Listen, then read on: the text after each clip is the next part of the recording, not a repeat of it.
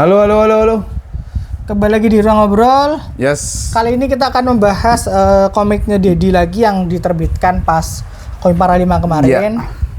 Judulnya adalah Sepenggal Kisah di Gurun Pasir. Tapi ini isinya sebenarnya dua judul yang berhubungan. Nah, yang Shine ini dia dicetak juga di Padepokan Naga Sukma. Oh iya, ada ya? Ada di Naga Sukma ada. Tapi satunya enggak. Nah, yang satu aku nggak tahu di mana. Side Punch. Yang satu aku nggak tahu di mana bacanya. Tapi ini kayak. Yang jelas aku baca di pas aku lagi main ke Naga Sukma, aku baca. Tapi oh ya pas kamu sana. Nah, itu dua komik itu digabungin jadi satu. Karena menurutku itu dia bagus ya. Soalnya memang komiknya Dedi yang ini itu udah susah digapai, bos, bahasanya susah digapai. Iya. Udah susah dicari. Diakses ya. Dan aku ngomong produknya dulu ya. Karena aku udah baca dua-duanya ya. Series. Pertama kalinya 2016. Iya, dia cetakan pertama. Jadi kalau ngomongin gambarnya kalau teman-teman udah lihat gambarnya Dedi di World Without Sleep sama di apa namanya? Sinawang, ya memang akan terasa lebih di bawahnya. Iya. Tapi kalau kalian udah baca Nagasari, ya ini masih di sekitaran Nagasari itu. Nah, ini gambarnya kayak gini. Nah, latar belakangnya adalah Side Punch ini sebelum Shine. Side Punch sebelum Shine. Jadi secara kronologikal komik ini memang benar secara kronologikal. Nah, gitu. Ceritanya sendiri sejujurnya tidak ini cuman full aksi. Full aksi aja. Jadi kalau kalian suka aksi cocok sama ini. Dunianya aksi dan cewek. Dunianya post-apokaliptik. Benar, dunianya mengingatkan kita seperti Mad Max sama Hokuto no Ken. Ya. Sama Hokuto no Ken. Jadi yang pertama aku ingat emang langsung Hokuto sih, Mas. Gimana? Cuman betul. Kalau Hokuto itu kan adalah Hokuto itu kan penuh maskulinitas kan? Iya. Kalau ini penuh cowok-cowok, cewek-cewek maskulin. Ya, nah ini yang mengingatkanku ke itu, Riz. Mad Max. Ini. Nah, ini. Yang aku merasa ini worth dibeli adalah karena aku udah baca ya semuanya, dua-duanya ya. Tapi di ingatanku komiknya nggak sebagus ini. Mungkin secara cetakan, Mas. Mungkin secara cetakan di ingatanku. Soalnya ini tuh kok bagus ya pas aku baca. Iya, HD remaster ya. Iya, lebih kerasa kayak gak cuma dicetak. Tapi mungkin aku bisa salah ya. Dedi mungkin bisa. Nanti kalau Dedi nonton dia komen lah. Bisa komentar kayak kok bisa kayak gitu gitu. Yang jelas aku membacanya, aku berekspek membaca ulang sesuatu yang udah pernah aku baca. Tapi aku merasa ini kok kayak baru ya. Terutama gambarnya. Ya. Gambarnya di yang lama. Apakah di touch mungkin. Ulang? Soalnya gitu yang lama gambarnya kerasa gelap, Mas. Oh, oke. Kalau ini kerasa terang. Ya. Aku pribadi lebih cocok yang ini sih. Walaupun secara cerita dia cukup gelap. Yang kedua ya, yang Sen ya. Terus kalau adegan aksinya udahlah. Ini kayak kita baca Tiger of Chilangkra. Ya. Mirip secara sekali. cerita cuman satu arah. Ya. Satu kejadian, tapi aksinya emang dibalut sedemikian rupa sampai kita enak nontonnya. Ya, dan Dedi bikin world buildingnya juga bagus, artinya dia pakai benar-benar mengadopsi apa yang ada di Mad Max sama Hokuto no Ken, Fist of North Star. Aku susah nyari gambarnya. Ini loh bangkai-bangkai kapal, terus ada gedung-gedung jatuh, terus di bawahnya ada kayak terowongan gitu-gitu. Nah ini. Walaupun fokusnya itu cuman berantemnya cewek sama cewek. Karena ini dunia ini tapi secara arsitektural, tapi secara dikerjakan proper world building kayak gini tuh aku suka banget sih. Jadi kerasa karena ini itu nggak aku dapat pas baca pertama kali dulu di format komik yang lebih tipis. Aku nggak merasa dapat itu. Ya. Kayaknya dulu nggak sedetil ini deh, nggak ini deh. Ya. Yang jelas sih.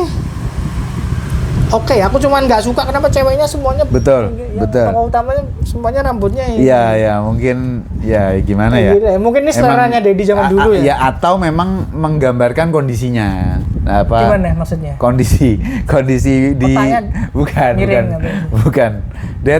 Nanti soal itu. Tapi maksudnya kondisi di dunia ini. Tanya komiknya bukan Dedinya ya maksudnya? Tak komiknya. Enggak. Maksudnya karakternya itu kan rambutnya gini-gini semua. Enggak. Jadi apa namanya di zaman ini, di zaman setting komik ini emang mungkin karakter wanitanya emang begini gitu. Tapi maco-maco. Ini kalau mau dibedah dikit ya. Ini kalau mau dibedah dikit. Kalau aku mau bedah dikit. Boleh nggak sih Mas? Aku pengen bahas dikit soal maskulinitas dan struktur sosial. Struktur sosial. Ini kan dunia di mana wanita itu tinggal satu-satunya. Tapi gimana pun tetap ada maskulin. Tetap ada alfanya. Tetap ada alfanya. Dua-duanya dua karakter di dua cerita ini semua sama-sama alfa. Betul. Di cerita kedua di mana satu geng yang dengan satu alfa ini diserang, yang cewek bentuknya tadi yang disebutkan pakai masker. Alfa semua itu. Lalu mereka memilih untuk melarikan diri. Betul. Karena berbeda dengan laki-laki yang sampai mati. Ini tanah kami. Ini tanah kami. Gitu. Nah, ini enggak. Jadi sisi meskipun kalian meskipun di sini wanita dipaksa menjadi maskulin untuk melindungi, tapi sisi feminitasnya apa ya istilahnya ya? Bukan feminitas sih. Sisi keibuan, ya nature-nya lah. Nature-nya untuk melindungi, untuk bertahan hidup, itu tetap compassion, kasih sayang. Kita harus pergi, kita harus. Yang penting nyawa. Ini kalau di Hokuto no Ken Mas, ini kan terakhirnya kan begini. Kalau di Hokuto no Ken, kalau di Fist of atau Mad Max, mati semua. Mereka akan mati sampai mereka akan berjuang sampai mati. Nah, di sini di titik pengorbanan itu dilakukan, pengorbanannya jadi jauh lebih kerasa berat karena kita ditunjukin itulah ada sisi maskulin tapi juga berimbang dengan sisi kondisinya maskulin. Tapi pengimbangnya, compassionnya itu pelakunya feminin. Aku mungkin susah menjelaskannya dengan baik ya. Tapi kira-kira mungkin Dedi pengen menggambarkan kontras hal itu sih. Mungkin. Gitu, atau jangan-jangan Dedi, aku nggak mikir ngono deh maksudnya. Bisa jadi. Tapi either way aku sangat suka sih. Suka dengan di luar dugaanku. Karena aku pikir aku baca komik yang udah aku baca lagi memang bakal suka. Ternyata aku yang paling seneng memang covernya sih. Covernya dibuat baru sih. Iya, covernya tuh apa ya, nonjok lah ibaratnya sih.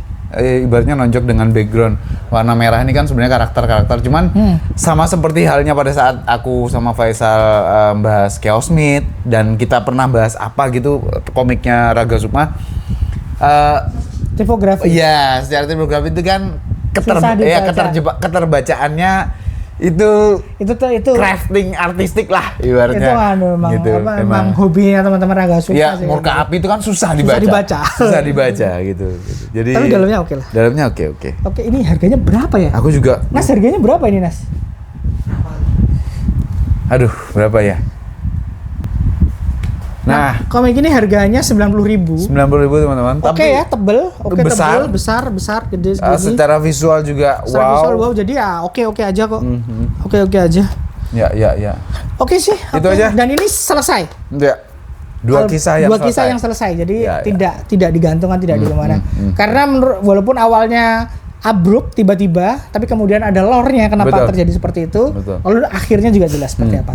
Oke, itu aja review dari Sepenggal Kisah di Gurun Pasir. Sebagaimana judulnya, ceritanya juga full di Gurun Pasir. Betul. Thank you, sampai ketemu lagi di konten Ruang Ngobrol berikutnya. Bye.